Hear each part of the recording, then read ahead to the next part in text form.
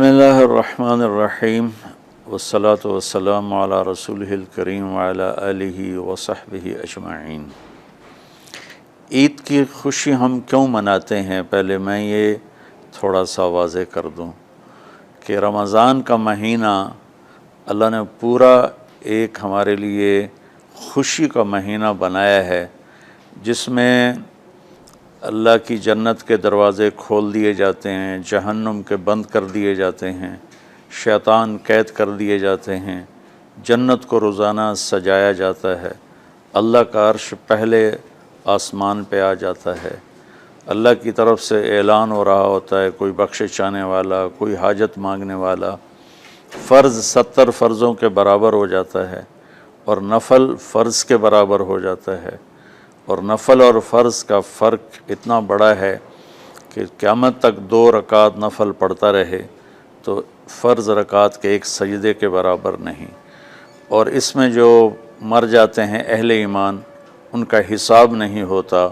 ان کو قبر میں منکر نکیر نہیں آتے، اللہ تعالیٰ ان کو معاف فرما دیتا ہے۔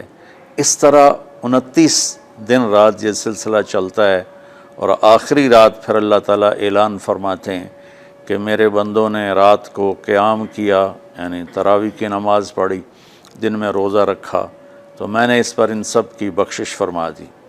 تو اس خوشی میں پھر ہم سب مل کر اللہ کی بارگاہ میں شکرانے کے مل کر 2 نفل ادا کرتے ہیں اور اللہ کا شکر ادا کرتے ہیں کہ یا اللہ تیرا شکر ہے، تو نے ہمارے گناہوں کو معاف فرمایا، جہنم کو ہم پہ حرام کیا، جنت کو ہم پہ واجب کیا۔ اصل تو عید کی خوشی کی یہ وجہ ہے۔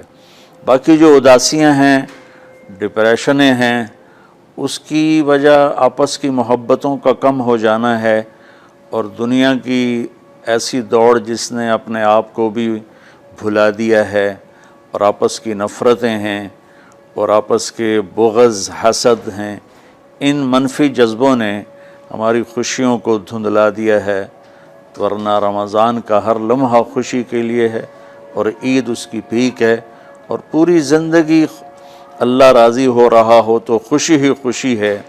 ہمیں اپنے ملک سے، اپنی نسل سے آپس کی نفرتیں، حسد، بغض یہ مٹانے ہوں گے، تب جا کر ہمیں حقیقی خوشیاں حاصل ہوں گی۔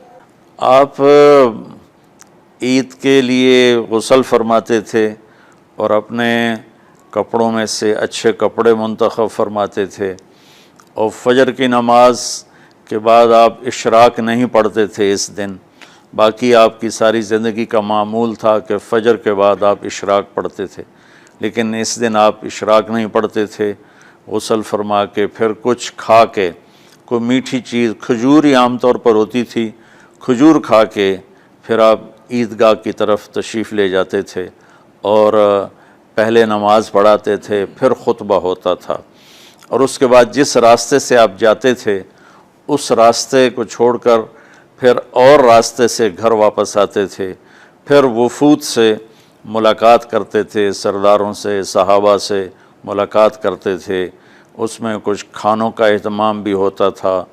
اس طرح ایک عام روٹین کی عید ہوتی تھی آپ کی، ملاقاتیں کرنا، کھانوں میں جانا، اور اچھے کپڑے پہننا، سب کو خوشی سے ملنا، یہ عید الفطر پر آپ کا یہ معمول تھا۔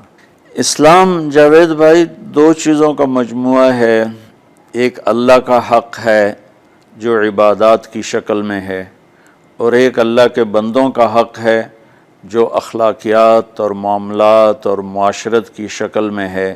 یہ دونوں کمپلسری پیپر ہیں، دونوں لازمی پیپر ہیں، ان دونوں میں پاس ہونا ضروری ہے۔ میری نماز اچھی ہے لیکن میری دکان پہ جھوٹ ہے، تو نماز اس جھوٹ کی کمی کو پورا نہیں کر سکے گی۔ میری دکان پہ سچ ہے لیکن میں نماز نہیں پڑھتا، تو میرا یہ سچ بولنا میرے نماز کی کمی کو پورا نہیں کر سکتا۔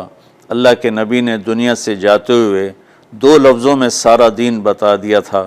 جب آپ کے جانے کا وقت قریب تھا تو آپ 2 لفظ دہرا رہے تھے، الصلاۃ وما ملکت ایمانکم، میری امت میرے بعد ایک نماز نہ چھوڑنا، اور ایک امت کے غریب مسکین لوگوں سے، نوکر غلاموں سے اچھا سلوک کرنا، یہ دو الگ الگ ڈیمانڈ ہیں۔ جیسے پانی پینے سے روٹی کی کمی پوری نہیں ہو سکتی اور روٹی کھانے سے پانی کی کمی پوری نہیں ہو سکتی، یہ دونوں الگ چیزیں ہیں۔ اخلاق کو عبادت کی کمی پر نہیں کر سکتی، اور عبادت کی کمی اخلاق کو اور اخلاق کی کمی کو عبادت پورا نہیں کر سکتی۔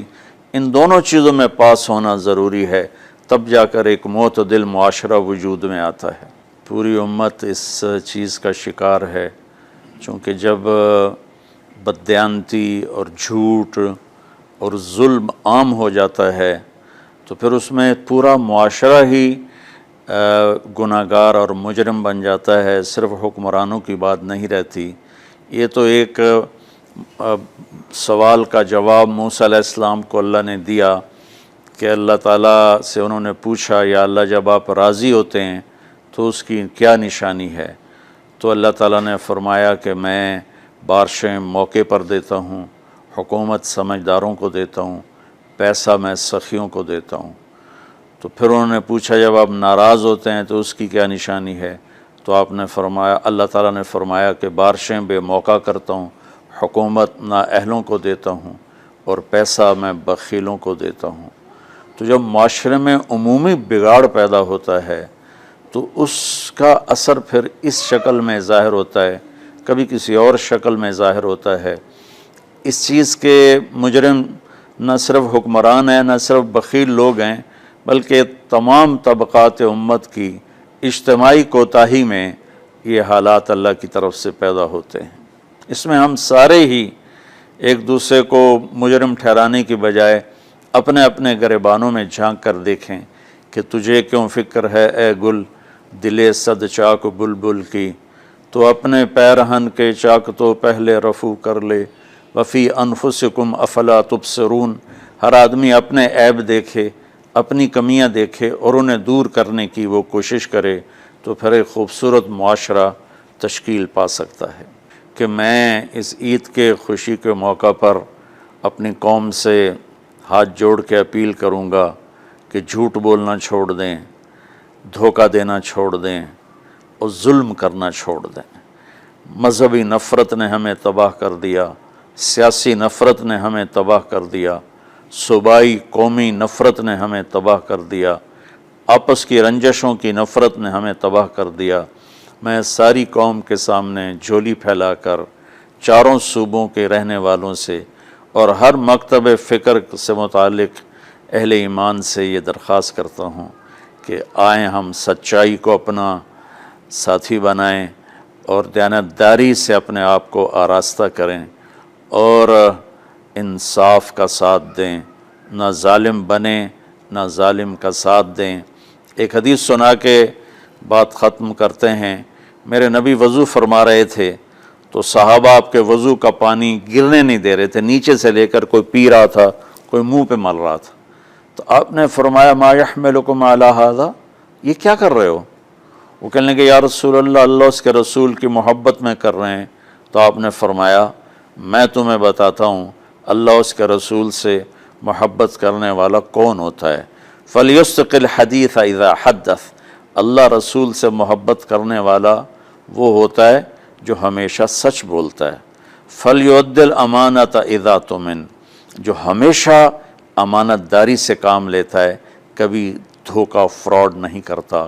فَلْيُحْسِنْ جِوَارَ مَنْ جَاوَرَهُ، اور جو ہمیشہ اپنے پڑوسیوں کے ساتھ اچھا سلوک کرتا ہے، پڑوسی اپنے ہوں، غیر ہوں، مسلم ہوں، نان مسلم ہوں، وہ ان کے ساتھ اچھا سلوک کرتا ہے۔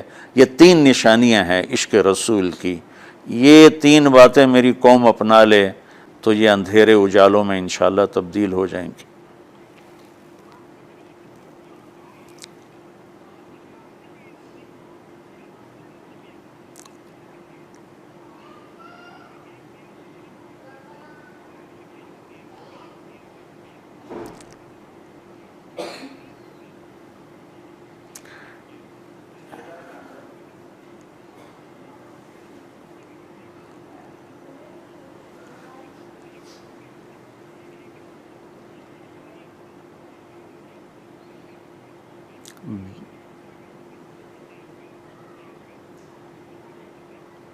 بال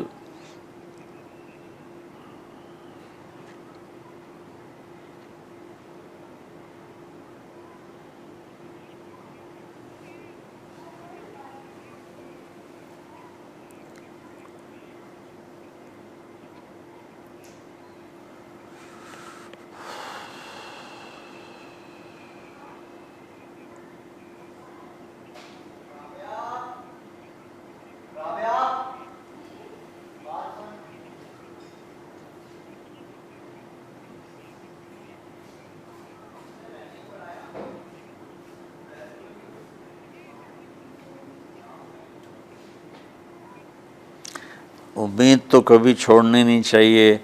جیسے دیکھیں مریض کے ساتھ ڈاکٹر آخری حد تک جان مارتا ہے، اس کی جان بچانے کی کوشش کرتا ہے، پھر باقی جس کے نصیب میں موت ہوتی ہے وہ مر جاتا ہے، لیکن ڈاکٹر کبھی بھی اس وجہ سے نہیں چھوڑ دیتا کہ یہ مر جائے گا.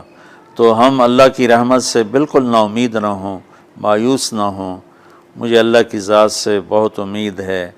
ہمارا جو اس وقت قائد ہے، اسے سیاسی بیان نہ سمجھا جائے اللہ کے واسطے.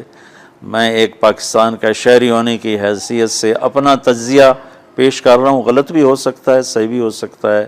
وہ بہت مخلص محنتی آدمی ہے.